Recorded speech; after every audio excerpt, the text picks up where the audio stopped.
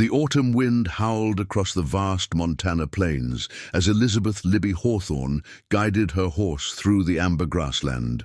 But she had no idea that her decision to save a young Apache boy from a pack of hungry wolves would bring 100 warriors to surround her isolated farm, forcing her to face a choice that would either unite two worlds or ignite a war that could consume the entire Northern Territory. Before we jump back in, tell us where you're tuning in from, and if this story touches you, make sure you're subscribed, because tomorrow I've saved something extra special for you. The year was 1878, and the rolling hills of the Judith Basin stretched endlessly under a slate-gray sky that promised the first serious snowfall of the season. Libby pulled her woolen coat tighter against the biting wind as she surveyed the fence line that marked the boundary of her late husband's cattle ranch. 3 years had passed since consumption claimed Robert Hawthorne, leaving her to manage 800 head of cattle and 2,000 acres of some of the finest grazing land in Montana Territory. Most folks in the nearby settlement of Willow Creek had expected her to sell out and return to her family in St. Louis, but Libby possessed the same stubborn determination that had driven her grandfather to build the first grist mill in Ohio when the land was still considered wilderness. She had learned to read the weather patterns, track straying cattle through creek beds and ravines, and shoot accurately enough to protect her livestock from both predators and rustlers who drifted through the territory like smoke. At 28, Libby had weathered hardships that would have broken many men. Her calloused hands could deliver a breech calf, mend broken harness leather, and split kindling with equal skill.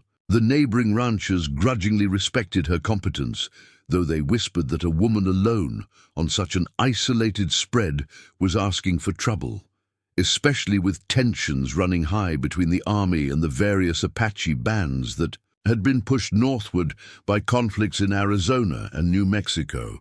The government had recently established the Crow Agency Reservation 40 miles to the east, but many Apache groups remained suspicious of reservation life, preferring to maintain their traditional hunting patterns across the vast open ranges. This created an uneasy situation where ranchers never knew whether the smoke they spotted on distant ridges came from peaceful hunting parties or war bands seeking to reclaim ancestral territories. Libby understood these complexities better than most settlers because Robert had believed in treating all people fairly, regardless of their heritage. He had often traded horses and supplies with Apache bands passing through their territory, finding them to be honorable in their dealings and knowledgeable about the land in ways that could benefit everyone. His philosophy had been simple: respect. Earned respect and kindness planted seeds that could grow into lasting peace. As she rode the fence line that October afternoon, checking for breaks that might allow cattle to wander into the maze of coulees and badlands to the north, Libby's attention was caught by an unusual sound carried on the wind. Over the constant whisper of grass and the occasional lowing of distant cattle, she heard something that made her blood run cold: the howling of wolves, but not the normal territorial calls that echoed across the plains at dusk. These were the excited, frenzied vocalizations of a pack that had cornered prey.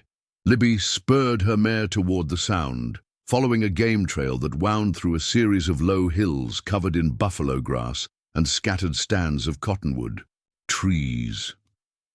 The howling grew louder as she approached, accompanied by snarling and the kind of aggressive barking that indicated the wolves were moving in for a kill. Cresting a small rise, she saw the scene unfolding in the shallow draw below. A pack of 7 gray wolves had surrounded a lone figure pressed against the vertical bank of a dried creek bed. Even from a distance, Libby could see that the cornered person was small, a child or young person who was clearly in desperate straits. The wolves were magnificent specimens, their thick winter coats already full and lustrous in preparation for the harsh months ahead. The pack leader, a massive male with distinctive white markings around his muzzle, stood nearly 3 feet at the shoulder and probably weighed close to 100 pounds. These were not the half-starved scavengers, sometimes found near settlements, but healthy predators in their prime, made bold by hunger as game became scarce with the approaching winter. Without hesitation, Libby reached for the Winchester rifle secured in her saddle scabbard. Robert had taught her that in situations like this, there was no time for careful deliberation. The child below would be dead within minutes if the pack decided to attack en masse, and wolves this size could easily kill a grown man, let alone someone of such small stature. She fired a warning shot into the air, the sharp crack of the 44-40 cartridge echoing across the landscape like thunder. The wolves paused in their stalking, heads turning toward this new threat, but they didn't retreat. Instead, the pack leader fixed his yellow eyes on Libby and her mount, calculating whether this newcomer represented a greater threat than the cornered prey they had already claimed. Libby fired again, this time close enough to the lead wolf. That dirt kicked up near his front paws. The message was clear. She was willing to escalate this confrontation if necessary. The big male snarled his displeasure, but began to back away, recognizing that facing a mounted human with a repeating rifle was not a battle his pack could win. One by one, the other wolves followed their leader's example, trotting away with the unhurried gait of predators who knew they would find other opportunities. They disappeared into a stand of willows along the creek bottom, though Libby suspected they hadn't gone far. Wolves were patient hunters, willing to wait hours or even days for circumstances to shift in their favor.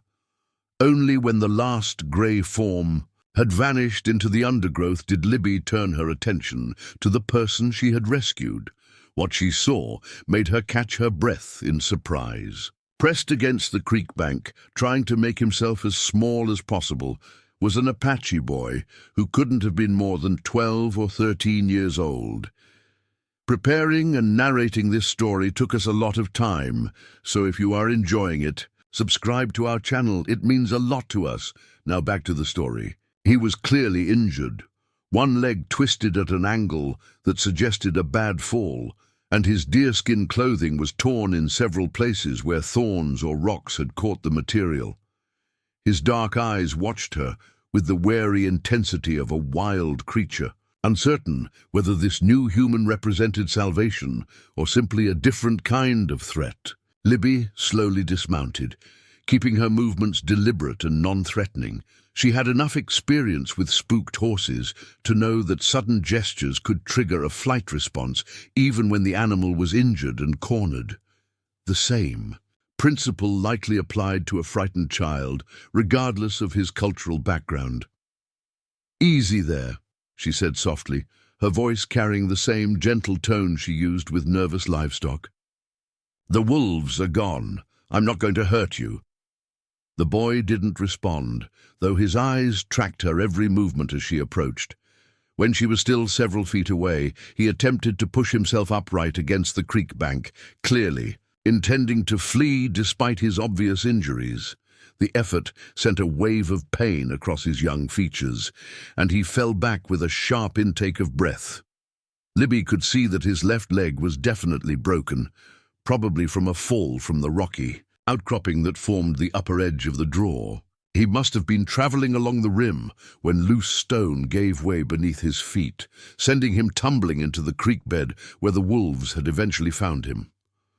"You're hurt pretty bad," Libby observed, kneeling slowly at what she judged to be a respectful distance. "That leg needs attention, and those wolves might come back once they realize I'm not staying put." The boy's eyes darted toward the willows, where the pack had disappeared, then back to her face. He spoke then, a few words in what she assumed was Apache, his voice tight with pain, but carrying an unmistakable note of dignity, despite his circumstances.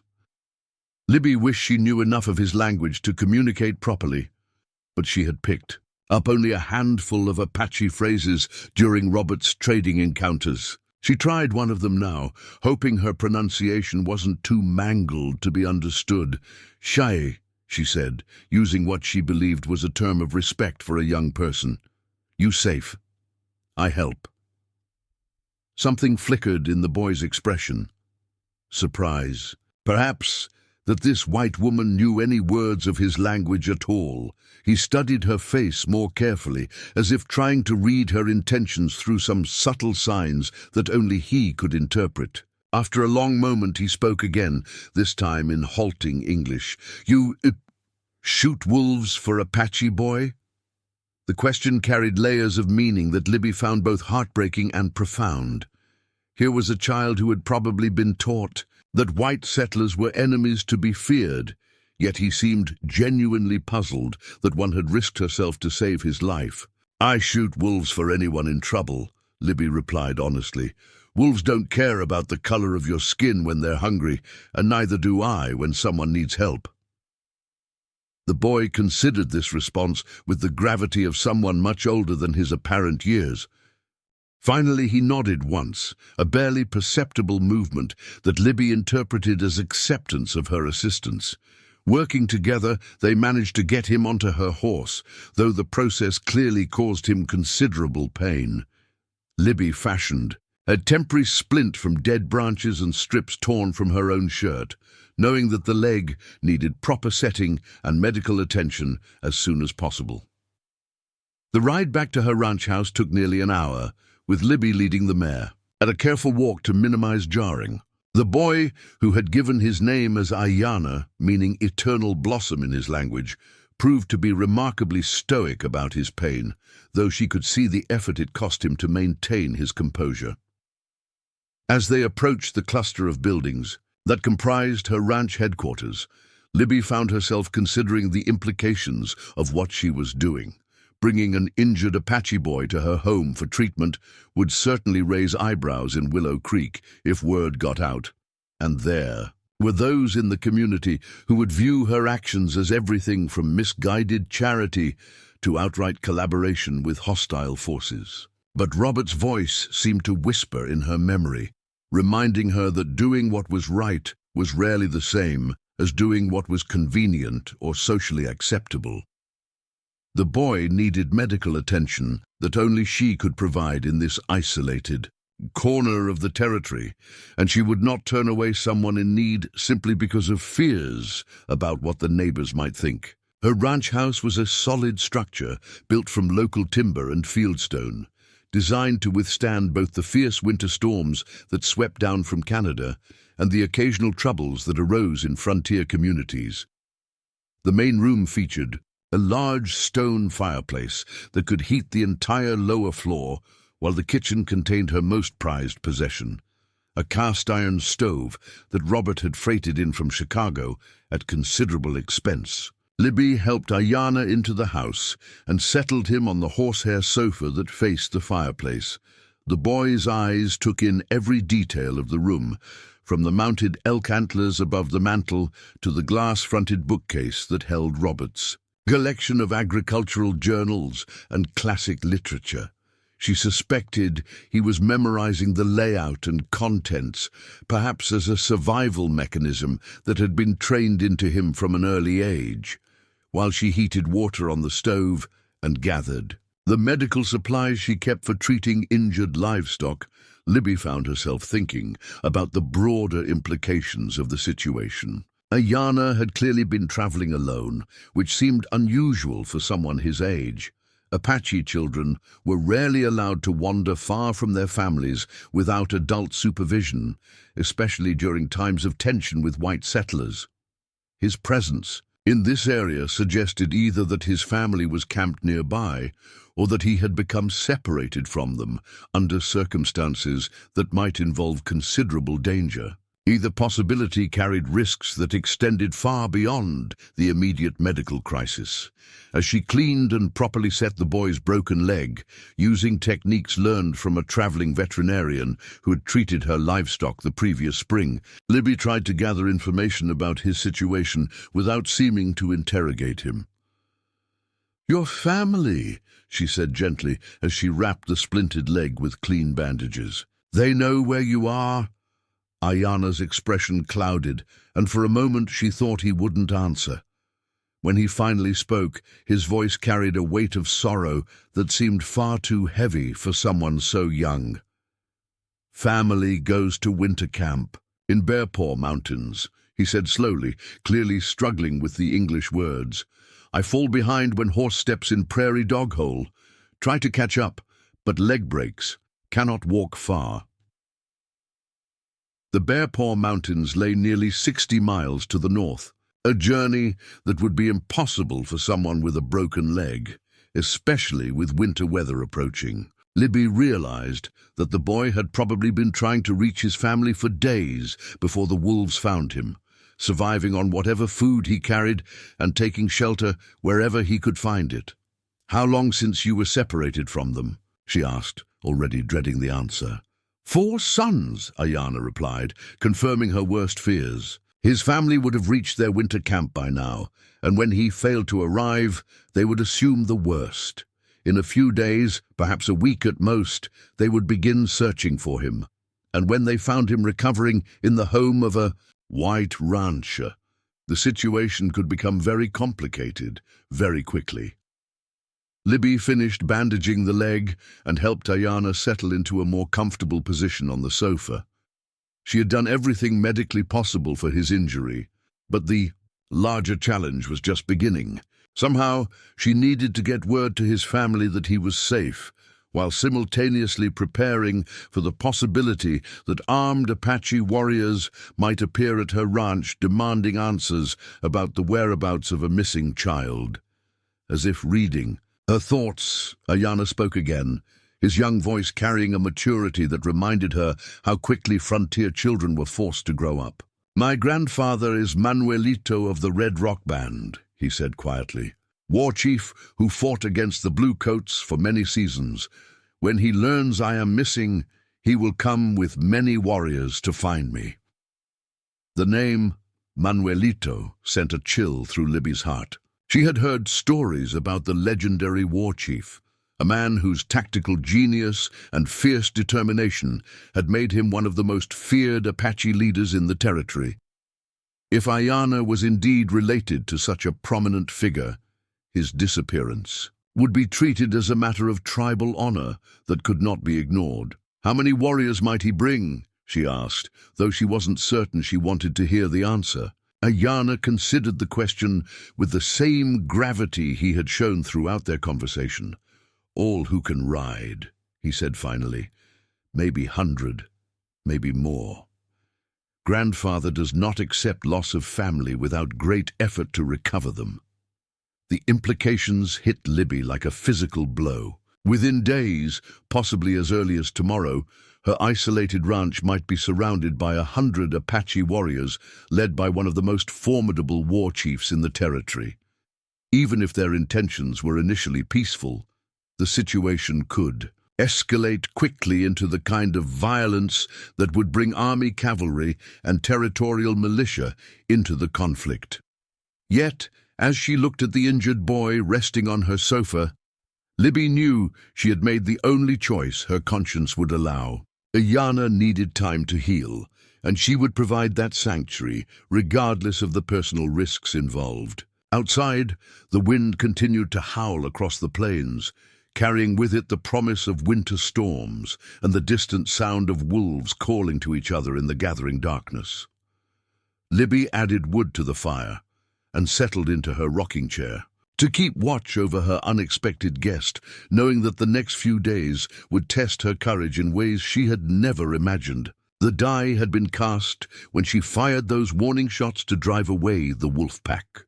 Now, she could only wait to see what consequences would flow from her decision to save the life of one Apache boy, and pray that wisdom would prevail when his grandfather arrived with 100 warriors to demand an accounting. Dawn broke over the Judith Basin with a clarity that made the distant mountains appear close enough to touch, their snow-capped peaks glowing pink in the early light. Libby had slept fitfully in her chair, waking every hour to check on Ayana and listen for sounds that might indicate approaching riders. The boy had rested better than she had expected, his young body already beginning the healing process despite the severity of his injuries. As she prepared breakfast over the cast-iron stove, Libby found herself thinking about the profound responsibility that had fallen into her lap. This wasn't simply a matter of nursing an injured child back to health. She was potentially holding the key to peace or war between two peoples who had already shed too much blood over misunderstandings and mutual distrust. Ayana accepted the plate of eggs and cornbread with quiet gratitude, eating with the focused attention of someone who understood that good food was never something to be taken for granted. Between bites, he watched Libby move about the kitchen, with the same careful observation he had shown the previous evening, as if cataloguing every detail of how she lived. "Your husband," he said suddenly, gesturing toward the masculine clothing that still hung on pegs near the door. "He trades with Apache?" Libby paused in her coffee preparation, surprised by the boy's perceptiveness. "He did, before he died." Robert believed that honest dealing created more security than walls and weapons. Ayana nodded thoughtfully. "My grandfather speaks of few white men who keep their word, says most promise one thing but do another when it serves them." The observation stung because Libby knew it was largely accurate. She had witnessed enough broken treaties and violated agreements to understand why Apache leaders like Manuelito viewed white promises with deep skepticism. The pattern of betrayal had become so common that acts of genuine good faith were often met with suspicion rather than gratitude. "Your grandfather is wise to be cautious," she admitted. "Too many of my people have proven themselves untrustworthy. But Robert always said that trust had to start somewhere, with someone willing to take the first step." As the morning progressed, Libby found herself facing a series of practical challenges that went far beyond medical care. Ayana needed proper Apache clothing to replace his torn garments, food that would seem familiar to his palate, and most importantly, a way to send word to his family that would prevent a dangerous confrontation. The last problem seemed almost insurmountable. Willow Creek had no telegraph office, and even if it did, there was no established means of communication with nomadic Apache bands. The army maintained scouts and interpreters, but approaching military authorities would only complicate an already delicate situation. While she pondered these challenges, Libby began working on tasks that might improve their chances if Manuelito's warriors did arrive. She cleaned and oiled both of Robert's rifles, not because she harbored any illusions about successfully fighting off 100 Apache warriors, but because being prepared for the worst might somehow help prevent it from occurring. More importantly, she began organizing what she thought of as evidence of good intent. Robert's trading records, which documented fair exchanges with various Apache bands, letters from territorial officials acknowledging his reputation for honest dealing with indigenous peoples, and even a crude map he had drawn showing water sources and safe camping spots that he had shared with traveling Apache families. The afternoon brought an unexpected visitor that sent Libby's pulse racing. A dust cloud on the southern horizon announced an approaching rider, and she quickly helped Ayana into the root cellar beneath the kitchen floor, covering the entrance with a heavy rug and positioning a barrel of flour over the hidden door.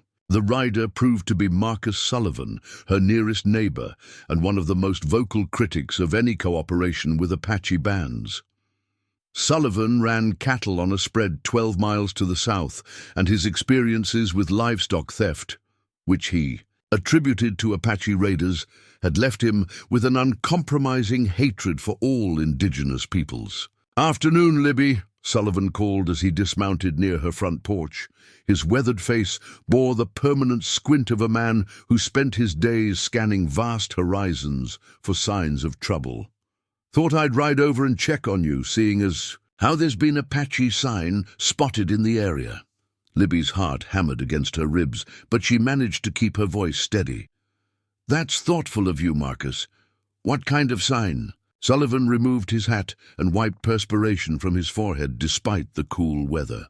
"Unshod pony tracks near Willow Creek, and old Miguel spotted smoke signals from the direction of the Bear Paw Mountains yesterday evening. Could be their planning some kind of raid before winter sets in hard. The information chilled Libby more than Sullivan could know. If Manuelito's people were already using smoke signals, it likely meant they had discovered Ayana's absence and were coordinating search efforts. Time was running shorter than she had hoped. "I appreciate the warning," she said, gesturing toward the house. "Would you like some coffee? It's been a long ride from your place." Sullivan's eyes swept the ranch buildings with professional assessment. "Don't mind if I do.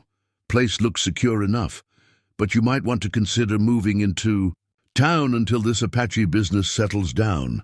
No offense, but a woman alone out here makes an easy target." As they sat at her kitchen table, Libby found herself walking a verbal tightrope, acknowledging Sullivan's concerns while deflecting any suggestions that might lead to increased scrutiny of her property. The man was genuinely worried about her safety, but his proposed solutions would only create greater problems. "I've been thinking about what you said," she told him as he finished his coffee. "Maybe it would be wise to take some precautions. But I can't abandon the cattle completely. Too much investment tied up in the herd." Sullivan nodded approvingly. "Sensible thinking. Tell you what, I'll organize some of the boys to ride patrol between our places for the next week or so. Keep an eye out for trouble, and make sure any Apache scouts know this area's being watched." The offer made Libby's blood run cold. The last thing she needed was a group of armed ranchers patrolling the area when Manuelito's warriors arrived looking for Ayana. Such an encounter would almost certainly result in violence, regardless of anyone's original intentions. "That's generous of you, Marcus," she said carefully, "but I'd hate to take your men away from their own work. Maybe we should wait and see if anything actually develops before organizing patrols."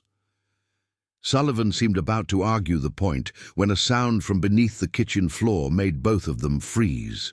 A faint but unmistakable cough had come from the direction of the root cellar, followed by what sounded like someone shifting position on a wooden surface. "Mice in the cellar again," Libby said quickly, her mind racing to provide a plausible explanation. "Been meaning to set some traps down there?" Sullivan frowned, clearly not entirely convinced by her explanation. "Sounded pretty loud for a mouse. Maybe rats got into your grain stores." To Libby's relief, he didn't pursue the matter further, but she could see increased wariness in his expression as he prepared to leave.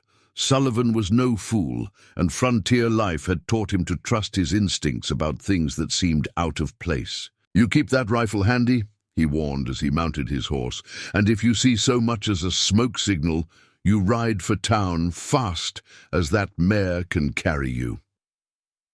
After Sullivan departed, Libby waited a full hour before releasing Ayana from his cramped hiding place. The boy emerged stiff and uncomfortable, but he had clearly understood the necessity of remaining silent despite his physical discomfort. "White man suspects," he observed as Libby helped him back to the sofa, "eyes like hawk watching for movement in grass." The assessment was uncomfortably accurate. Sullivan's visit had demonstrated how difficult it would be to keep Ayana's presence secret if neighbors continued checking on her. Word of Apache activity in the area would only increase such visits, creating an ever-tightening web of potential discovery. That evening, as Libby prepared another meal and changed the bandages on Ayana's leg, she found herself thinking about the impossible situation that was developing around them. The boy was healing faster than she had expected. Apache constitution seemed remarkably resilient, but he would need at least another week before the leg could bear any weight. Meanwhile, his grandfather's search efforts were clearly intensifying, and well-meaning neighbors like Sullivan were organizing responses that could turn a potential reunion into a massacre. The window for peaceful resolution was closing rapidly, and Libby had no clear idea how to prevent the collision that seemed increasingly inevitable. "Tell me about your grandfather," she said as they shared their simple supper. "What kind of man is Manuelito? What does he care about most? Ayana's young face grew thoughtful as he considered how to explain someone who clearly loomed large in his imagination. Grandfather is like great eagle that sees everything from high above. Very wise, very strong, but also very protective of family and tribe. The boy paused, searching for English words that could convey concepts that probably translated poorly between languages. He fought many battles against soldiers and settlers, but always to protect Apache people, never for conquest like white war chiefs. Says violence should be last choice, but when it comes, must be swift and complete. This description both encouraged and worried Libby. A leader who preferred negotiation to warfare might be willing to listen to reason, but one who believed in swift and complete action when aroused could prove extremely dangerous if he concluded that his grandson had been harmed or threatened. "Does he understand English?" she asked, already formulating the beginnings of a desperate plan. "Speaks it well," Ayana confirmed. "Learned from army officers during peace talks before the fighting started again. Says knowing enemy's language is powerful weapon." As night settled over the ranch, bringing with it the mournful howling of distant coyotes and the whisper of wind through the eaves, Libby made a decision that would have seemed impossible just 2 days earlier. Instead of waiting for Manuelito to find them, she would attempt to make contact first, using whatever diplomatic skills she possessed to arrange a peaceful meeting. The plan was audacious to the point of seeming suicidal, but every alternative appeared worse. If she waited for the Apache war chief to discover his grandson's location through his own search efforts, he would arrive expecting to find either a corpse or a hostage situation. Her chances of explaining the circumstances peacefully would be minimal, but if she could somehow send word ahead, establishing herself as someone who had helped rather than harmed Ayana, there might be a possibility of turning a potential conflict into an opportunity for the kind of bridge building that Robert had always believed possible. The challenge lay in figuring out how to make such contact without exposing herself to accusations of collaboration with hostile forces. Sullivan's visit had demonstrated how quickly suspicion could develop among her own people, and approaching Apache warriors would certainly be seen as treasonous by most settlers. "Ayana," she said as the boy settled down for his second night in her home, "if I wanted to send a message to your grandfather, how would I do it? How do Apache people communicate across long distances?"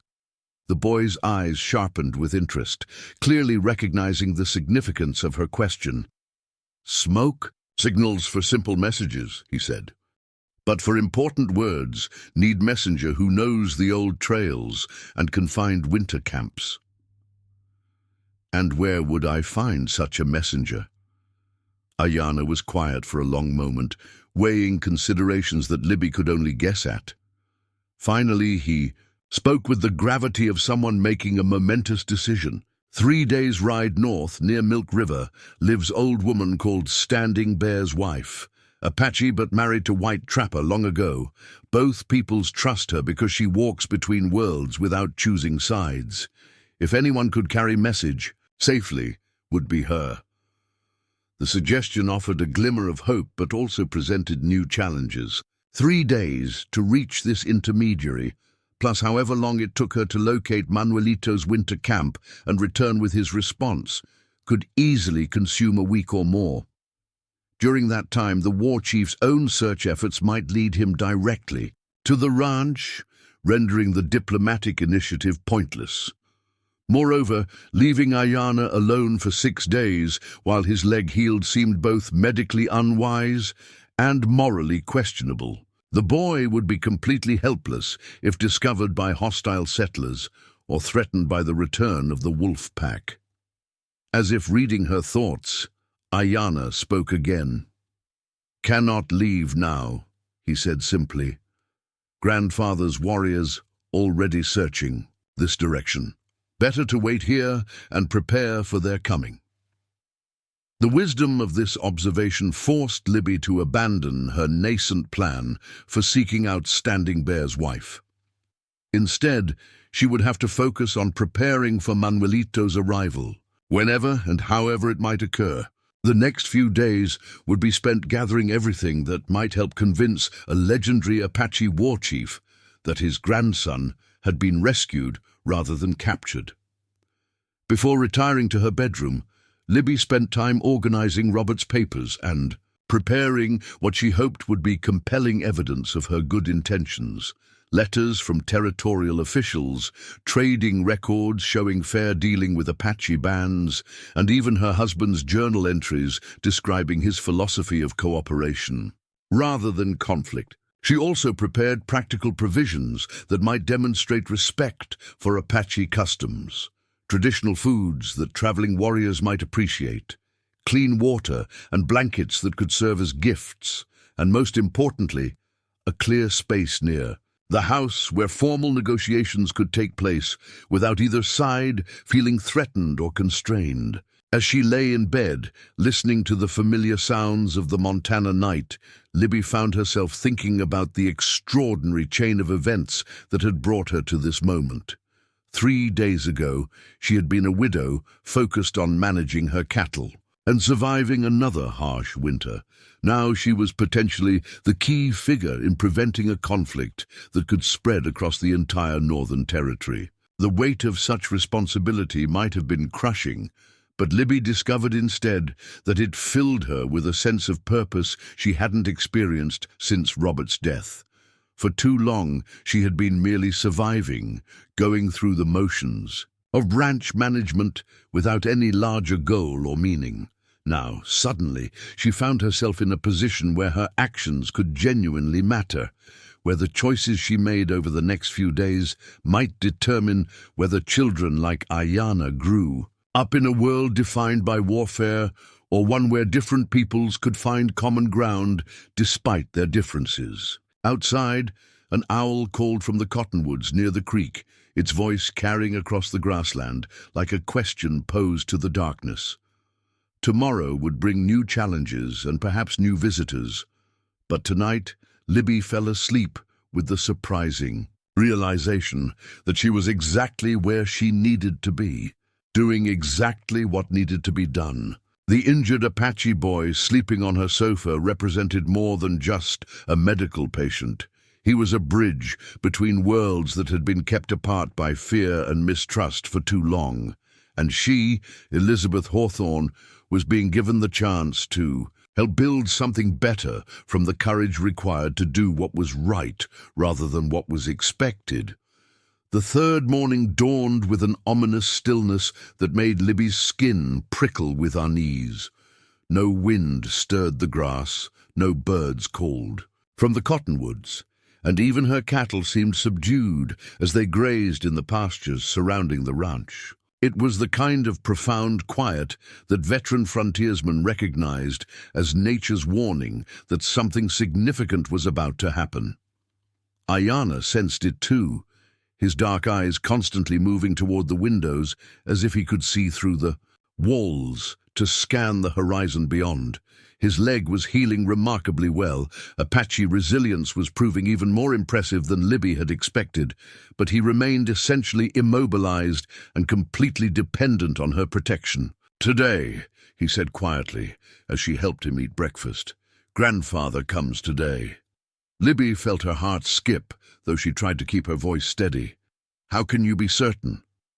The boy pointed toward the eastern window, where the morning sun was climbing above the distant hills. "Dreams tell me. Also, yesterday's wind carried scent of horses and sage smoke from north. Grandfather's scouts have found the trail." The certainty in his voice left no room for doubt. Manuelito and his warriors were approaching, and the confrontation that would determine everything was finally at hand.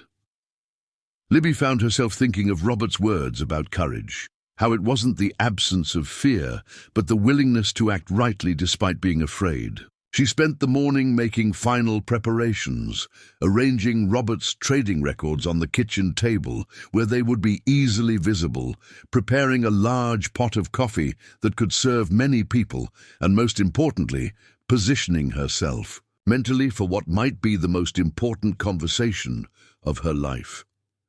Around midday, her border collie Rex began showing signs of agitation, pacing nervously and occasionally releasing low whines that indicated he sensed approaching riders. Still beyond human detection, Libby moved to the front window and began her vigil, knowing that the next few hours would test everything she believed about the possibility of understanding between different peoples. The first sign came as a subtle movement on the northern ridge, a barely perceptible shift in the landscape that might have been dismissed as heat shimmer by a less experienced observer. But Libby had spent years watching for straying cattle and potential threats, and she recognized the deliberate movement of mounted figures positioning themselves along the heights that commanded her ranch. More riders appeared along the eastern ridge, then the western, until her property was surrounded by Apache warriors who had materialized from the grassland, like spirits emerging from the earth itself. Their positioning was so skillful that she wouldn't have detected them at all if she hadn't been watching specifically for their approach. "They're here," she told Ayana, who nodded with the composure of someone who had expected this moment. "Grandfather will come alone first," the boy said. "Is Apache way when meeting with someone who has shown honor. If talks go well, others remain on high ground. If not—" He didn't need to finish the thought. Libby checked her appearance in the small mirror beside the front door, ensuring that she looked as respectable and non-threatening as possible. She had chosen her best dress, a simple blue cotton garment that Robert had always said brought out the color of her eyes, and she had braided her hair in a style that would stay neat regardless of wind or weather. The waiting stretched endlessly, each minute feeling like an hour as she watched the ridgelines for movement. Then finally, a single rider emerged from the northern hills, descending toward her ranch buildings with the unhurried pace of someone completely confident in his own power and authority. Even at a distance, Manuelito was an imposing figure. He sat his paint horse with the natural grace of someone born to the saddle, and his bearing radiated the kind of presence that marked true leadership. As he drew closer, Libby could see that he was older than she had expected, probably in his 60s, with silver threading through hair that was still mostly black, and deep lines etched around eyes that seemed to take in everything at once. He wore traditional Apache clothing, buckskin leggings and shirt decorated with intricate beadwork, a red cloth headband that held back his long hair, and multiple silver ornaments that caught the afternoon sunlight. A Winchester rifle rested across his saddle, and she could see the handles of at least 2 knives protruding from his belt. But his weapons seemed more ceremonial than threatening. Manuelito reined in his horse about 30 feet from her front porch, close enough for conversation, but far enough to avoid any appearance of aggression. For a long moment, they simply studied each other, two people from vastly different worlds, trying to read intentions and character across a cultural divide that had been carved by generations of conflict. When he finally spoke, his English was clear and precise, carrying only a slight accent that suggested years of practice with the language. "I am Manuelito of the Red Rock Band. I seek my grandson Ayana, who has been missing for 5 days." Libby stepped forward, keeping her hands visible and her movements deliberate. "I am Elizabeth Hawthorne. Your grandson is here, and he is safe." Something flickered in the war chief's eyes. Relief, perhaps, though his expression remained carefully controlled. "You will show me." "Of course," Libby replied, gesturing toward the house. "But first, I want you to understand how he came to be here." She recounted the story of finding Ayana surrounded by wolves, her decision to intervene, and the medical care she had provided over the past 3 days. Manuelito listened without interruption, his weathered face revealing nothing of his thoughts, as she described the circumstances that had brought his grandson into her home. "You drove away 7 wolves to save Apache boy?" he asked when she finished. "I would have done the same for any child in danger," Libby answered honestly. "Wolves don't distinguish between Apache and white when they're hunting, and neither do I when someone needs help." Manuelito dismounted with fluid grace, securing his horse to the hitching post that Robert had installed near the front porch. Up close, he was even more imposing, standing well over 6 feet tall, with the kind of weathered strength that spoke of a lifetime spent in harsh conditions. "I will see my grandson now," he said, and Libby led him into the house. The reunion between grandfather and grandson was deeply moving, despite its restraint. Ayana's face lit up with joy and relief when Manuelito entered the main room, and the old war chief's careful composure cracked slightly as he knelt beside the sofa to examine the boy's injuries. They spoke rapidly in Apache for several minutes, Ayana clearly explaining everything that had happened since his fall from the creek bank. Libby remained near the kitchen, giving them privacy while staying close enough to respond if Manuelito had questions. She could see him examining the splint and bandages she had applied, testing the boy's range of motion with the careful touch of someone who understood battlefield medicine. Finally, Manuelito rose and turned to face her, his expression more complex than it had been during their initial conversation. "You have done well," he said simply. "The leg will heal properly because of your skill." "I'm glad," Libby replied. "He's a brave boy who has endured considerable pain without complaint." "Ayana tells me you have been kind beyond duty," Manuelito continued, "that you fed him well, gave him comfortable place to rest, and spoke respectfully of Apache people. This is not common among your kind."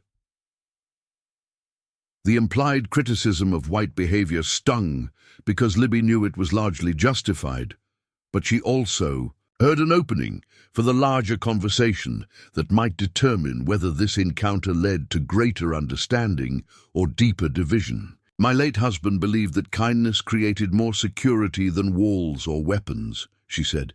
"He traded honestly with Apache bands and always found them to be honorable in their dealings." Manuelito's eyes sharpened with interest.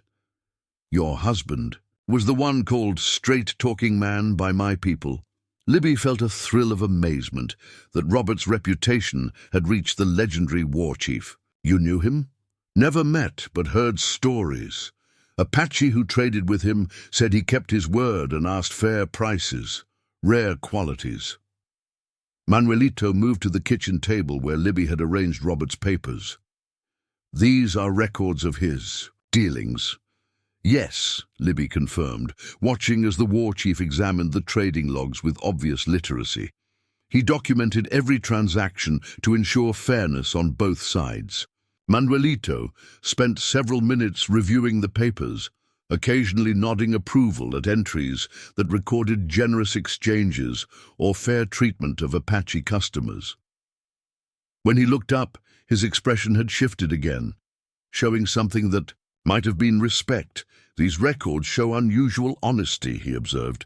"Most white traders take advantage when they can, but your husband appears to have treated Apache as equals."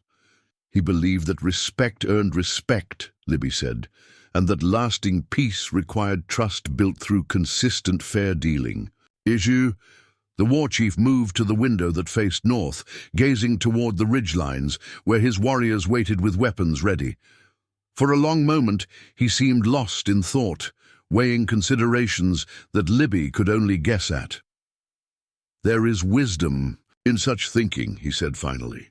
"But trust is difficult when it has been broken so many times by those who promised peace while preparing for war." Libby understood the reference to the long history of betrayed treaties and broken promises that had characterized white Apache relations. Every agreement seemed to last only until white settlers wanted more land or military commanders needed victories to advance their careers. "I know my people have given you many reasons for distrust," she acknowledged, "but perhaps that makes it even more important when someone proves themselves worthy of a different judgment." Manuelito turned from the window to face her directly, and Libby felt the full weight of his assessment. This was a man who had led warriors in countless battles, negotiated with territorial governors and army generals, and survived decades of conflict through a combination of tactical brilliance and strategic wisdom. His evaluation of her character and intentions would be based on criteria she could barely imagine. "You risked your life to save my grandson," he said. "Then you cared for him as you would your own family, without asking for payment or promises. Such actions speak louder than words about the content of your heart." The simple statement carried more weight than any formal commendation could have provided. Coming from a man whose people had been systematically betrayed and displaced, acknowledgement of genuine good intentions was a precious gift. "What happens now?" Libby asked, gesturing toward the ridges where the other warriors waited. "Your people must be eager to see that Ayana is truly safe." A slight smile crossed Manuelito's weathered features. "They are also curious about the white woman who saved an Apache child from wolves. Such stories travel quickly among my people and create possibilities." He moved back to where Ayana rested, speaking briefly in Apache before returning, his attention to Libby. "My grandson says you have spoken of building bridges between our peoples. This is something my wife also believed before she died of the spotted sickness brought by white settlers." The reference to smallpox, which had devastated many Apache bands, added another layer of tragedy to the broader story of cultural conflict. Yet Manuelito seemed focused on possibilities rather than grievances, suggesting that wisdom and experience had taught him to look forward rather than backward. "Your husband's papers show one way such bridges might be built," he continued. "Fair. Trading that benefits both peoples without exploitation. But there are other possibilities if trust can be established." Libby felt her pulse quicken as she sensed they were approaching something significant. "What kind of possibilities?" Manuelito gestured toward the window that faced south, where her cattle could be seen grazing in the distance. "Apache know these lands better than any white settlers. Know where water flows in dry years, which grass stays green longest, where wolves den, and where they hunt. Such knowledge could help ranchers like you survive hard times." The suggestion was revolutionary in its implications. Instead of viewing Apache people as obstacles to be removed or enemies to be defeated, Manuelito was proposing a relationship based on mutual benefit and shared expertise. "And in return?" Libby asked, understanding that any sustainable arrangement required advantages for both sides. "Apache need access to medical knowledge, like you used to heal my grandson's leg," Manuelito replied. "Need fair trading posts where our people can obtain supplies without being cheated.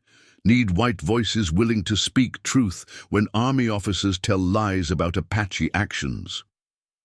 The scope of what he was describing went far beyond anything Libby had imagined when she first drove away those wolves 3 days ago.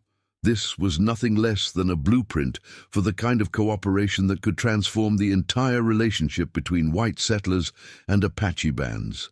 "Such arrangements would require courage from both sides," she observed.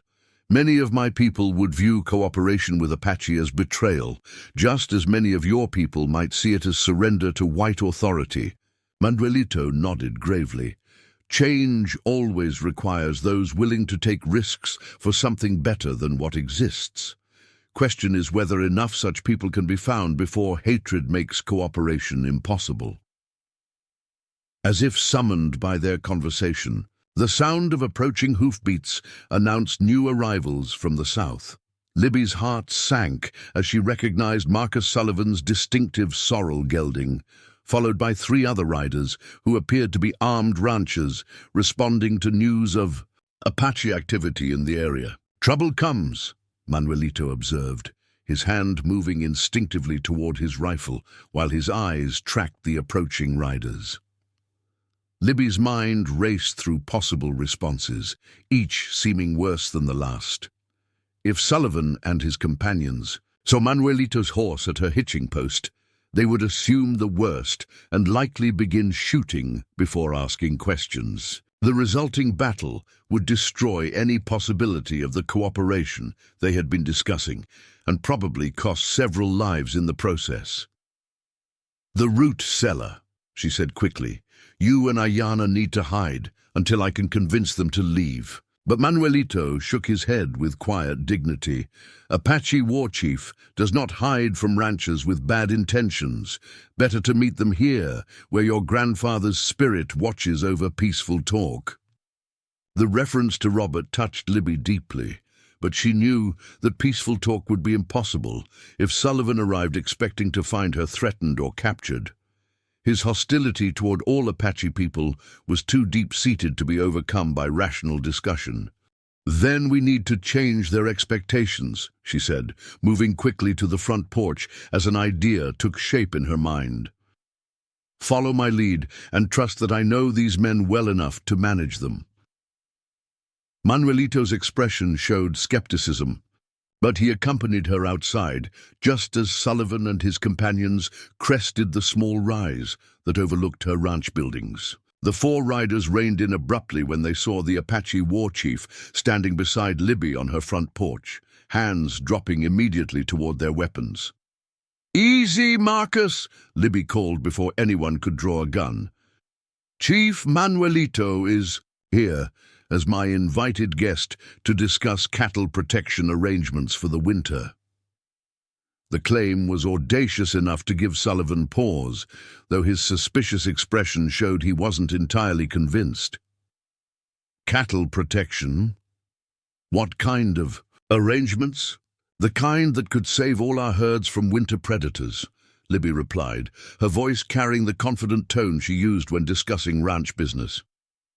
"Chief Manuelito's people know more about wolf behavior and mountain lion territories than anyone in the territory, information that could be valuable to all of us." Manuelito picked up on her strategy immediately, stepping forward with the dignified bearing of a business partner rather than a potential enemy.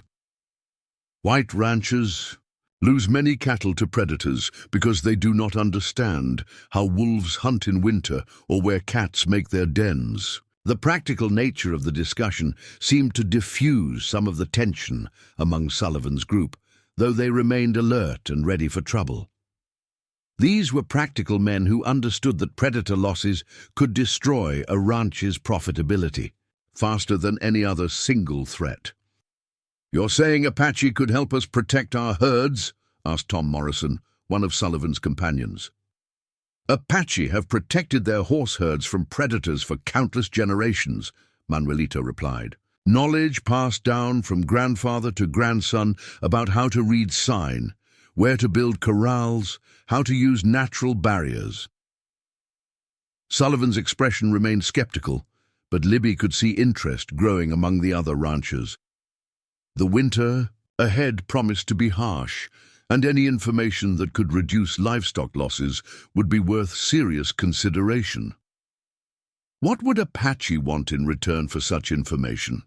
Morrison continued. Manuelito glanced at Libby before responding, clearly following her lead in keeping the discussion focused on practical rather than political considerations. "Fair trade for supplies needed during winter months, metal tools, cloth, some food, items that Apache cannot produce." The negotiation that followed was unlike anything any of them had experienced before. Instead of hostility and mistrust, they found themselves discussing mutual benefits and practical arrangements that could serve everyone's interests. Manuelito's knowledge of the land proved encyclopedic, covering everything from seasonal migration, patterns of prey animals to the specific techniques wolves used when hunting in deep snow. By the time Sullivan and his companions departed an hour later, they carried detailed information about winter predator behavior and a tentative agreement to meet again in 2 weeks to formalize trading arrangements.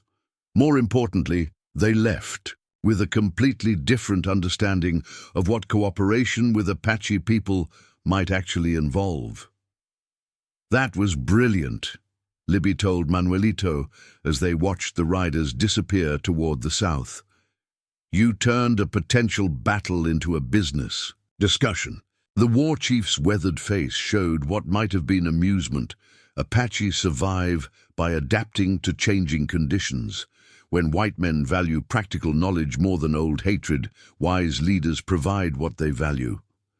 As evening approached, bringing with it the promise of another cold night, Libby found herself contemplating the extraordinary transformation that had occurred over the past few hours. What had begun as a desperate attempt to prevent violence had evolved into the foundation for something unprecedented. A genuine partnership between Apache and white settlers based on mutual benefit rather than conquest or submission. The challenges ahead remained formidable. Many whites would view any cooperation with Apache as treason, while some Apache would see it as capitulation to enemy demands. But the conversation she had witnessed between Manuelito and the ranchers proved that understanding was possible when people focused on shared interests rather than historical grievances. As darkness settled over the ranch, Manuelito prepared to signal his warriors that the crisis had passed peacefully. Tomorrow would bring new challenges and opportunities, but tonight marked the beginning of something that could transform the entire territory, if enough people on both sides possessed the courage to embrace change. The signal fire that bloomed atop the northern ridge as darkness fell was unlike any Libby had ever seen, not the harsh orange flames of alarm or warfare, but a controlled blaze that pulsed in deliberate patterns against the star-filled sky.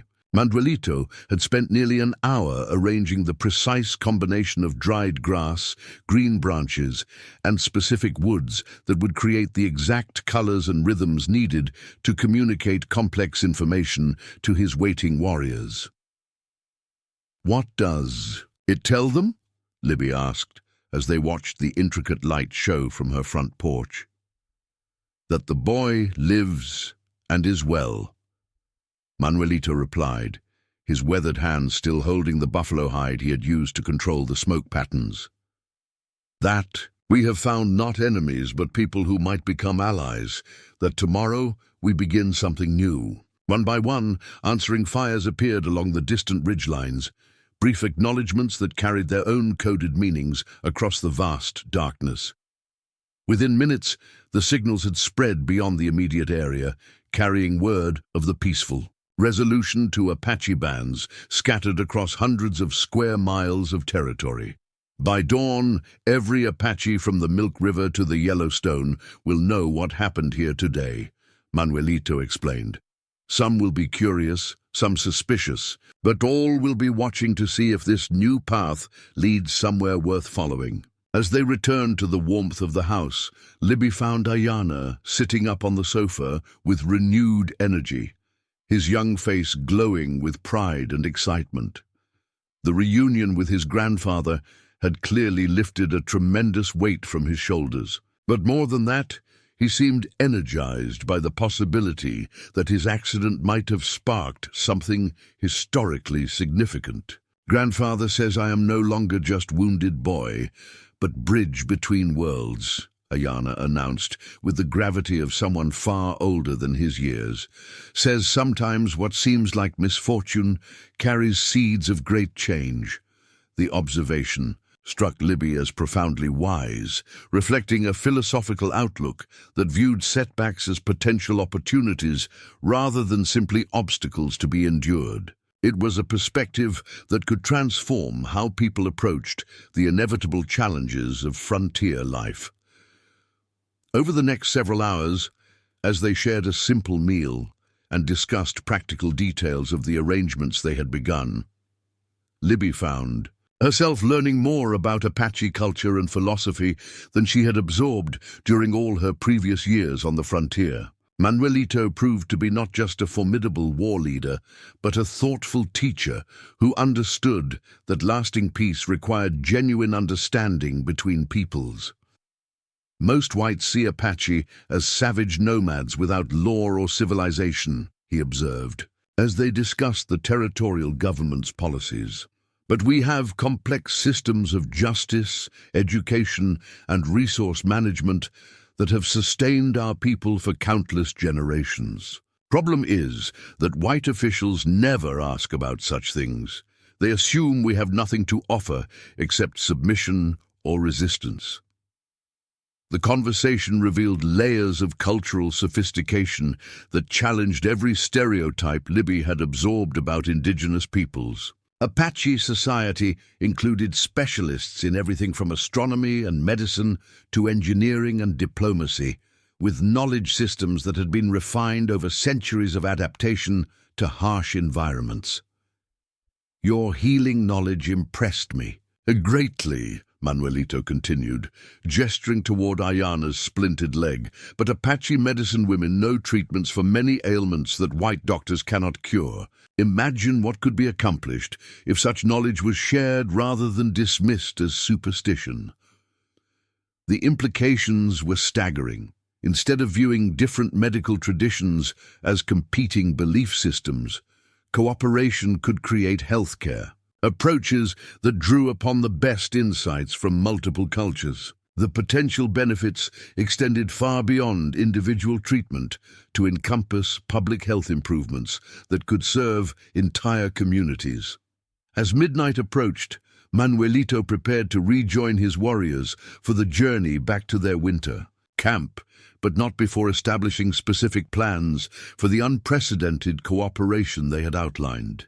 Representatives from both communities would meet in 1 week at a neutral location to formalize the predator protection agreements discussed with Sullivan and his companions.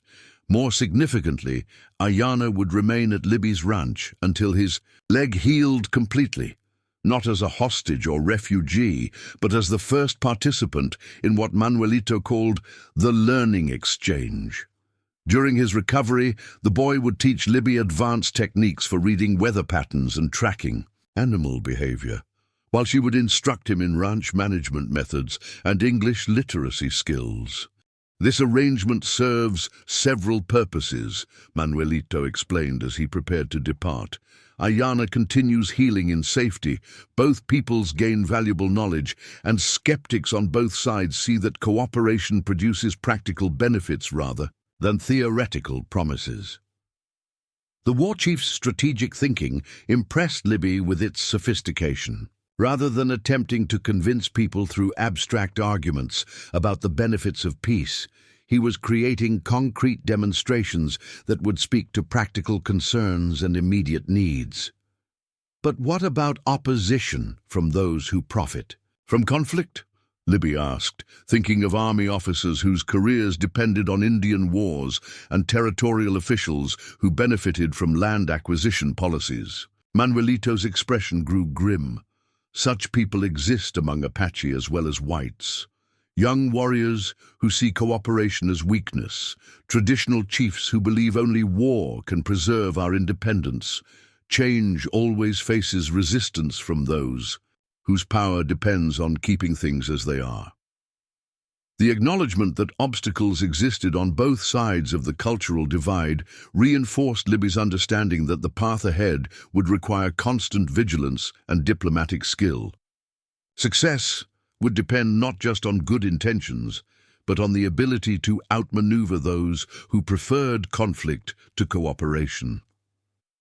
After Manuelito departed to rejoin his warriors, Libby found herself alone with Ayana and a profound sense that her life had been permanently altered by the events of the past few days. The isolation that had defined her existence since Robert's death had been replaced by connections that stretched across cultural boundaries she had never imagined crossing. The following morning brought a stream of visitors that demonstrated How quickly news of the Apache rancher meeting had spread throughout the surrounding communities. Some came out of curiosity, others from concern, but all seemed eager to hear first-hand accounts of what had transpired between Manuelito and the local cattle owners. Dr. Harrison Walsh, the traveling physician who served the scattered homesteads of the Judith Basin, arrived around midday to examine Ayana's injuries and expressed amazement at the quality of care the boy had received. "This splinting technique is as good as anything I could have done," he told Libby privately. "Where did you learn such advanced methods?" "Necessity and observation," Libby replied, though she was already thinking about how Dr. Walsh might fit into the knowledge-sharing arrangements Manuelito had proposed. A physician willing to learn from Apache healing traditions could revolutionize medical care throughout the territory. More significantly, she found herself thinking differently about her role in the community and the broader territory. Instead of simply managing her ranch and surviving from season to season, she was beginning to envision herself as a facilitator of the kind of cooperation that could transform the entire frontier experience. The afternoon brought a more challenging visitor in the form of Colonel James Davidson, the military commander responsible for maintaining peace in the Northern Territory. Davidson arrived with a small escort of cavalry troopers and an expression that suggested he was not entirely pleased with recent developments in his area of responsibility. "Mrs. Hawthorne," he said formally as he dismounted near her front porch, "I understand you've been entertaining Apache visitors without notifying military authorities of their presence in the area." Libby felt her spine stiffen at his accusatory tone, but she forced herself to respond calmly. "Chief Manuelito came here seeking his injured grandson, whom I had rescued from wolves. Once I assured him that the boy was safe and well cared for, he departed peacefully. Nevertheless," Davidson continued, "harboring known Apache leaders without military knowledge represents a serious breach of territorial security protocols. Such actions could be interpreted as providing aid and comfort to potentially hostile forces." The implied threat was clear, and Libby realized that the cooperation she and Manuelito had begun to develop was already facing its first serious challenge from authorities who preferred to maintain control through military intimidation rather than diplomatic engagement. "Colonel," she said carefully, "Chief Manuelito's visit resulted in agreements that could prevent the predator losses that have been devastating ranch operations throughout the basin. Surely the territorial government supports arrangements that protect legitimate business interests." Davidson's expression revealed skepticism about any agreements made with Apache leaders, but he was also a practical man who understood that livestock losses represented significant economic concerns for his military superiors. "What kind of arrangements?" Libby explained the predator protection knowledge-sharing agreements in terms that emphasized their economic benefits and practical applications, carefully avoiding any language that might suggest broader political cooperation with Apache bands. By the time she finished, Davidson seemed moderately reassured that no treasonous activities were involved. "I'll be monitoring these arrangements closely," he warned before departing. "Any indication that Apache are using these meetings to gather intelligence about white settlements or military positions will result in immediate termination of all contact." After the colonel left, Ayana observed quietly, "Bluecoat Chief fears what he cannot control, sees cooperation as threat to his power over both peoples." The boy's analysis was uncomfortably accurate. Davidson represented a military establishment whose authority depended on maintaining clear divisions between friendly and hostile forces. Cooperation that blurred such distinctions threatened to undermine the simple narrative that justified military control over territorial affairs. As evening approached, Libby found herself reflecting on the extraordinary complexity of the situation she had accidentally created by saving one Apache boy from a wolf pack. What had seemed like a simple act of compassion had evolved into a challenge to fundamental assumptions about how different peoples should relate to each other on the frontier. The week that followed proved to be both exhilarating and exhausting, as word of the Apache rancher cooperation spread throughout the territory. Visitors arrived daily, some seeking to learn more about the practical benefits Manuelito had described, others hoping to gain political advantage from association with what was already being called the Hawthorne Accords.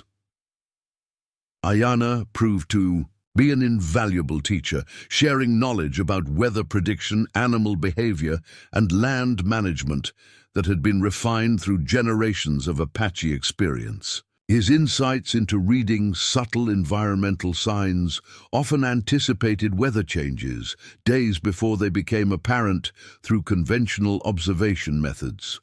More importantly, his presence in Libby's home served as living proof that cooperation between Apache and white communities was not only possible but mutually beneficial.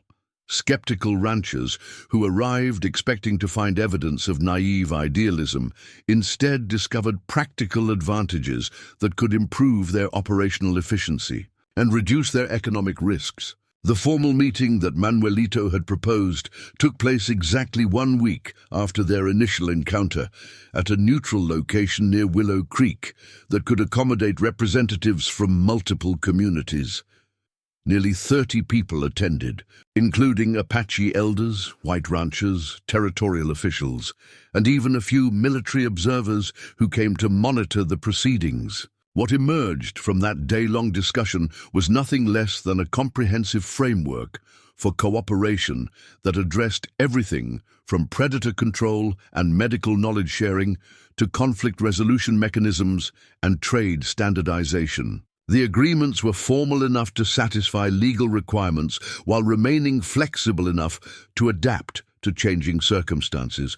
Most significantly, the meetings established the principle that cooperation between Apache and white communities was not only legitimate but beneficial to territorial interests. Instead of viewing indigenous peoples as obstacles to development, the Accords recognized them as partners whose knowledge and skills could contribute to shared prosperity. The transformation in community attitudes proved remarkable.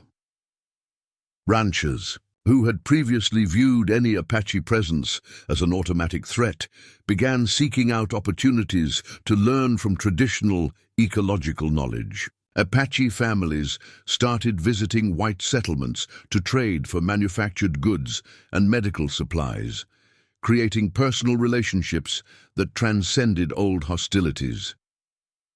Libby found herself at the center of these changes, serving as an unofficial coordinator for the various cooperation initiatives that grew out of the original agreements. Her ranch became a meeting place where people from different cultures could interact safely and productively, building trust through shared practical concerns rather than abstract political negotiations. As winter deepened across the Montana territory, the benefits of cooperation became increasingly apparent. Predator losses among participating ranchers dropped dramatically as Apache-recommended protection methods proved highly effective. Medical emergencies were addressed more successfully through combining traditional and contemporary healing approaches. Trade relationships flourished as mutual understanding replaced mutual suspicion. Perhaps most importantly, the success of the Hawthorne Accords began attracting attention from territorial and federal officials who were seeking alternatives to the expensive military campaigns that had characterized previous approaches to indigenous relations. Instead of spending enormous sums on cavalry operations and reservation management, cooperation offered the possibility of peaceful coexistence that served everyone's interests. On a cold December evening, as snow fell steadily outside her kitchen, Windows, Libby sat with Ayana, reviewing the remarkable changes that had occurred since that October afternoon, when she first heard wolves howling in the distance. The boy's leg had healed completely, but he had chosen to remain at her ranch through the winter, serving as a bridge between communities that were learning to see each other as neighbors rather than enemies. "Do you ever wonder what would have happened if I hadn't heard those wolves?"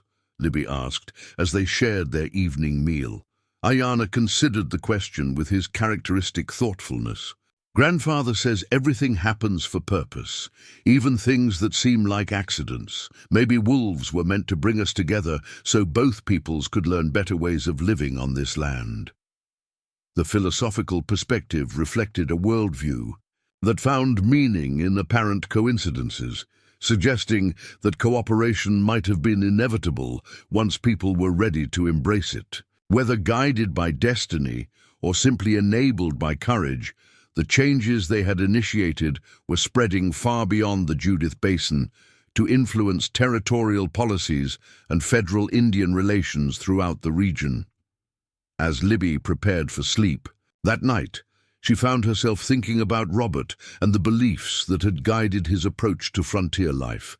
He had always maintained that respect and fairness would ultimately prove more effective than force and intimidation in building lasting communities. The success of the Apache rancher cooperation seemed to validate his faith in human nature's better instincts. Outside, the wind howled across the snow-covered grassland, carrying with it the distant calls of wolves hunting in the darkness. But instead of representing threat and danger, those sounds now reminded Libby of the extraordinary chain of events that had transformed her understanding of what was possible when people chose courage over fear, cooperation over conflict, and hope over hatred. The wounded Apache boy she had saved from wolves had indeed brought 100 warriors to her ranch, but they had come as potential allies rather than certain enemies. In choosing to see opportunity rather than threat in that moment of crisis, she had helped create something unprecedented in the history of the Montana Territory, a genuine partnership between peoples who had been taught to view each other as eternal enemies. The future remained uncertain, filled with challenges that would test the fragile trust they had begun to build. But as sleep finally claimed her, Libby felt a deep satisfaction in knowing that she had played a part in proving that a better way was possible, that the frontier need not be defined by endless conflict, and that sometimes the greatest victories came from choosing compassion over fear when faced with the unexpected consequences of simply doing what was right. Spring arrived in the Montana Territory with unprecedented hope, as melting snow revealed a landscape transformed not just by seasonal change, but by the revolutionary cooperation that had grown from Libby's simple act of courage 6 months earlier. The Hawthorne Accords, as they had come to be known throughout the territory and beyond, had attracted attention from Washington officials seeking successful models for peaceful indigenous relations that could be replicated across the expanding frontier. The morning that would prove most significant began with the arrival of a telegram at Willow Creek's newly established telegraph office, carried to Libby's ranch by young Timothy Morrison, whose father had been among the first ranchers to embrace the Apache cooperation agreements. The message bore the official seal of the Secretary of the Interior and requested Libby's presence at a special congressional hearing in Washington to testify about the success of intercultural cooperation initiatives. "Mrs. Hawthorne," the telegram read, "your innovative approach to indigenous relations has garnered national attention as Congress debates the future of federal Indian policy. Your testimony could influence legislation affecting thousands of lives across multiple territories. Please advise if you can travel to Washington within 2 weeks to address the House Subcommittee on Territorial Affairs." Ayana, whose leg had long since healed, but who remained at the ranch as a cultural liaison and student of what he called the new ways of understanding, read the telegram with growing excitement. "This is what grandfather predicted would happen," he said, his English now fluent after months of intensive study. "When people see that cooperation works better than conflict, leaders begin asking how to make such cooperation spread everywhere." The invitation represented an extraordinary opportunity to influence federal policy at the highest levels, but it also presented challenges that Libby had never imagined facing. Congressional testimony would thrust her into a political arena where the stakes involved not just her local community, but the fate of indigenous peoples across the entire American frontier. Over the next several days, as she pondered whether to accept the invitation, visitors arrived at her ranch, carrying perspectives that helped clarify the magnitude of what was being requested. Manuelito himself rode down from the winter camps, accompanied by 3 other Apache leaders who had been monitoring the political implications of their cooperation experiment. Washington politicians seek to understand how peace can be more profitable than war, Manuelito explained as they gathered around Libby's kitchen table, which had become an informal diplomatic center for the region. "Army officers and territorial governors cost much money, but produce only endless fighting. Congress wants to know if your methods could save government gold while creating better results." The pragmatic framing of the issue helped Libby understand that her testimony would be evaluated primarily through economic and political lenses rather than humanitarian ones. Politicians would support cooperation only if it proved more cost-effective and politically beneficial than military conquest and forced relocation. "But there are also dangers," warned Standing Bear, one of Manuelito's senior advisors. "Politicians who profit from war contracts and land speculation will oppose anything that threatens their income. They will try to discredit what we have, accomplished here by claiming it cannot work elsewhere or that Apache people cannot be trusted to maintain peaceful relations." The warning proved prescient when Colonel Davidson returned to the ranch 3 days later, with news that certain military contractors and territorial land speculators were actively lobbying against the Hawthorne Accords, arguing that successful cooperation with one Apache band could not be extrapolated to predict behavior of other indigenous groups. "Mrs. Hawthorne," Davidson said, his tone more respectful than during his previous visit, "I've been instructed to inform you that powerful interests in Washington view your congressional invitation as potentially problematic. There are suggestions that your testimony could undermine essential military preparedness in territories where Apache bands remain hostile to American expansion." The implicit threat was clear. Testifying in favor of cooperation policies could bring retaliation from those who preferred to maintain profitable military conflicts. Yet Libby found herself thinking of all the lives that could be saved if the Hawthorne model was implemented across other territories where violence continued to escalate. "Colonel," she replied with growing conviction, "I've seen what cooperation can accomplish when people choose trust over suspicion. If my testimony can help other communities avoid the bloodshed that has characterized too much of our frontier expansion, then that's a responsibility I cannot ignore." Davidson's expression suggested both admiration and concern for her determination. "I understand your motivations, ma'am, but you should be aware that congressional testimony could expose you to national scrutiny and criticism from very powerful opponents." The conversation reinforced Libby's understanding that accepting the Washington invitation would transform her from a regional figure into a national symbol of controversial policy alternatives. The personal risks were significant, but so were the potential benefits for thousands of people whose lives hung in the balance of federal Indian policy decisions. That evening, as she discussed the decision with Ayanna and prepared her response to the congressional invitation, Libby found herself thinking about the extraordinary journey that had brought her to this moment. 6 months ago, she had been an isolated widow focused solely on ranch survival. Now she was being asked to influence federal policy that could determine the fate of indigenous peoples across the entire American frontier. Fear is natural when facing such responsibility, Ayanna observed as they watched the sunset paint the sky in brilliant oranges and purples. But grandfather says that courage is not absence of fear, it is choosing to act rightly despite being afraid. You have shown such courage many times since wolves brought us together.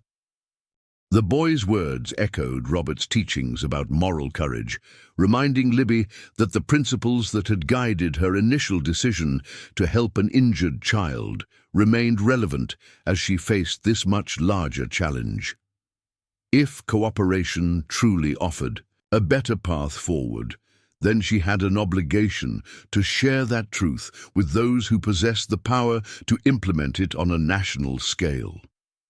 Her decision to accept the congressional invitation triggered a flurry of activity as word spread throughout the territory that their local cooperation experiment would be represented at the highest levels of government. Ranchers, who had initially been skeptical about working with Apache people, now took pride in being part of what newspapers were calling the Montana Miracle, while Apache leaders began discussing how success in Washington might open opportunities for similar cooperation agreements in other territories. The 2 weeks of preparation proved intense as Libby worked with Manuelito, local ranchers, and even Colonel Davidson to compile comprehensive documentation of their cooperation achievements.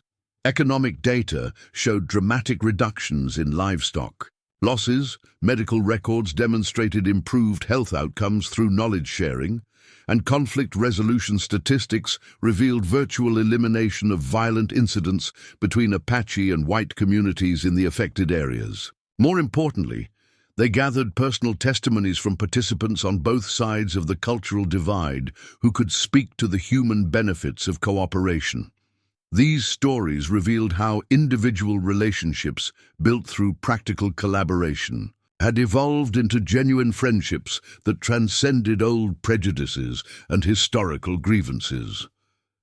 The journey to Washington proved to be an education in itself, as Libby traveled by train through territories where Apache-white relations remained, characterized by mutual hostility and military occupation. The contrast with conditions in the Judith Basin reinforced her conviction that cooperation offered profound advantages over continued conflict, while also demonstrating the magnitude of the challenges involved in changing entrenched policies and attitudes. Washington in the spring of 1879 was a city in transformation, growing rapidly as federal authority expanded across the Western territories. The Capitol building itself impressed Libby with its grandeur, but also intimidated her with its reminder of the vast governmental machinery that would evaluate her testimony and decide whether cooperation policies deserved implementation on a national scale. The House Subcommittee on Territorial Affairs proved to be a diverse group of politicians whose motivations and perspectives reflected the complex political calculations involved in federal Indian policy. Some members genuinely sought alternatives to expensive military campaigns, while others appeared more interested in appearing progressive to constituents without actually changing fundamental approaches to indigenous relations. Libby's testimony began with a straightforward account of the events that had led to the Apache-rancher cooperation, emphasizing the practical benefits that had emerged from choosing trust over suspicion when faced with cultural differences. She described economic improvements, conflict reduction, and knowledge sharing that had benefited all participants while requiring minimal federal expenditure or oversight. Honorable Congressman, she concluded, what we have accomplished in Montana demonstrates that cooperation produces better results than conquest at a fraction of the cost. Instead of spending millions on military campaigns that create more enemies than they eliminate, federal policy could support local initiatives that turn potential adversaries into productive partners. The questions that followed revealed both genuine interest and determined opposition to her proposals. Progressive members asked detailed questions about implementation methods and scaling possibilities, while conservative representatives challenged whether cooperation agreements could be trusted to prevent future conflicts. The most challenging opposition came from Congressman Bradley Harrison of Ohio, whose family had substantial investments in companies that supplied the Army with equipment and provisions for Indian wars. "Mrs. Hawthorne," he said, with barely concealed hostility, "your idealistic experiment may work temporarily with one small Apache band, but history demonstrates that indigenous peoples inevitably violate any agreements when it suits their purposes. Military preparedness remains the only reliable guarantee of settler security." Libby had anticipated such challenges and prepared her response carefully. "Congressman Harrison, the cooperation we have achieved required significant risk and trust from Apache leaders who had every reason to remain suspicious of white intentions. Chief Manuelito and his people have honored every agreement because those agreements serve their interests as well as ours. Trust, once established, tends to reinforce itself through positive outcomes." The exchange that followed revealed the fundamental philosophical divide underlying federal Indian policy. Debates. Military advocates argued for maintaining superior force to compel indigenous compliance, while cooperation proponents believed that mutual benefit created more stable and cost-effective relationships. What proved most persuasive to the congressional audience was not philosophical argument, but concrete economic data. The cooperation agreements had reduced federal expenditures in the Judith Basin by more than 60%, while eliminating violent incidents that had previously required expensive military interventions. Such results spoke directly to politicians' concerns about controlling costs while maintaining territorial security. The testimony's impact became apparent when Congressman William Morrison of Illinois, the subcommittee chairman, announced that the committee would draft legislation creating pilot programs to test cooperation policies in 3 additional territories. Mrs. Hawthorne's success suggests that federal Indian policy could benefit from approaches that emphasize partnership rather than conquest, he stated. This committee believes such alternatives deserve systematic evaluation. The announcement represented a significant victory for cooperation advocates, but it also intensified opposition from military contractors and territorial land speculators who faced reduced profits if peaceful policies replaced military campaigns. Within hours of Morrison's statement, newspaper editorials began appearing that questioned whether cooperation policies could maintain territorial security and suggested that advocates like Libby were naive idealists who failed to understand indigenous peoples' savage nature. The personal attacks proved more difficult to endure than Libby had expected. Being characterized as a misguided woman whose emotional impulses threatened rational frontier policy challenged her self-confidence and made her question whether she possessed the political skills necessary to continue advocating for cooperation initiatives. What sustained her through these challenges was correspondence from the Judith Basin, where the cooperation she had helped initiate continued to flourish despite national political controversies.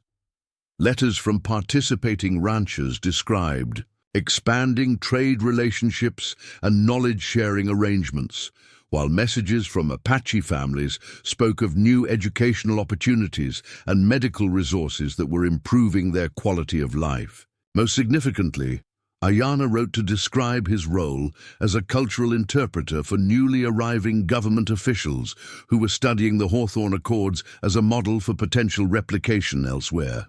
"Your courage in Washington gives hope to Apache people throughout many territories," he wrote. "They see that cooperation is possible and begin asking their leaders to seek similar arrangements rather than continuing cycles of warfare." BYC.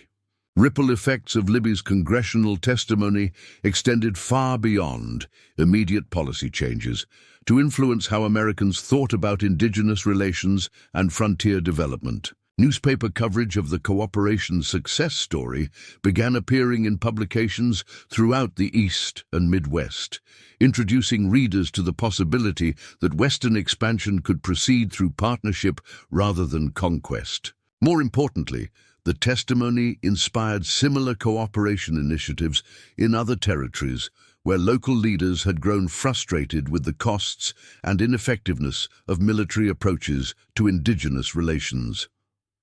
Within 6 months, pilot programs based on the Hawthorne model were being implemented in Colorado, Wyoming, and New Mexico, with varying degrees of success depending on local conditions and leadership quality.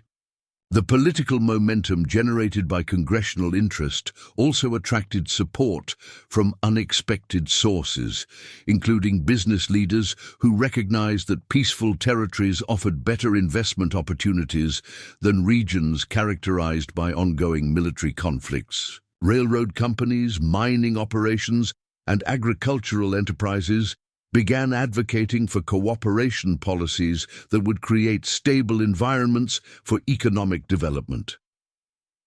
As Libby prepared to return to Montana after 2 weeks in Washington, she reflected on the extraordinary transformation that had occurred since that October day when she first heard wolves threatening an Apache boy. What had begun as a simple act of compassion had evolved into a national movement that was challenging fundamental assumptions about how different peoples could relate to each other on the American frontier. The train journey home provided time to contemplate the enormous responsibility that now rested on her shoulders and the communities that had embraced cooperation policies. Success in the pilot programs would validate their approach and potentially lead to nationwide implementation, while failure could discredit cooperation advocates and strengthen arguments for returning to military conquest strategies. Yet as the train crossed the vast plains approaching Montana territory, Libby felt a deep sense of optimism about the future. The relationships built through Apache rancher cooperation had proved resilient enough to withstand political pressure and personal attacks, suggesting that genuine partnership could indeed transcend cultural boundaries when people focused on shared interests rather than historical grievances. The welcome she received upon returning to the Judith Basin demonstrated how profoundly the cooperation experiment had transformed her home community. Apache and white families gathered together at the railroad depot in Willow Creek, celebrating her successful testimony and expressing gratitude for her willingness to risk personal safety to advocate for their shared achievements. Manuelito himself delivered the most meaningful recognition when he presented her with an eagle feather that had been blessed by Apache spiritual leaders throughout the territory. This feather represents the prayers of many peoples for the success of the path you have helped create, he said with ceremonial solemnity. May it remind you that courage in service of justice creates changes that extend far beyond what any single person can imagine. As spring advanced towards summer, bringing with it news of cooperation initiatives spreading across multiple territories, Libby found herself thinking often about the mysterious ways that individual actions could influence historical currents. Her decision to drive away wolves threatening one Apache boy had somehow contributed to a national reconsideration of indigenous relations that could affect thousands of lives for generations to come. The wounded Apache boy she had saved had, indeed, brought profound change to her ranch and her life, but not in the form of violence or threat that many would have expected. Instead, Ayana had carried with him the seeds of transformation that bloomed into cooperation, understanding, and hope for a future where different peoples could share the vast American frontier through partnership rather than conquest. Standing on her front porch as another sunset painted the Montana sky in brilliant colors, Libby felt the deep satisfaction that comes from knowing that courage applied at the right moment can change the course of history itself. The howling of distant wolves no longer represented danger, but rather a reminder of how apparent threats could become unexpected opportunities when met with compassion rather than fear. Up next, you've got two more standout stories right on your screen. If this one hit the mark, you won't want to pass these up. Just click and check them out. And don't forget to subscribe and turn on the notification bell so you don't miss any upload from us.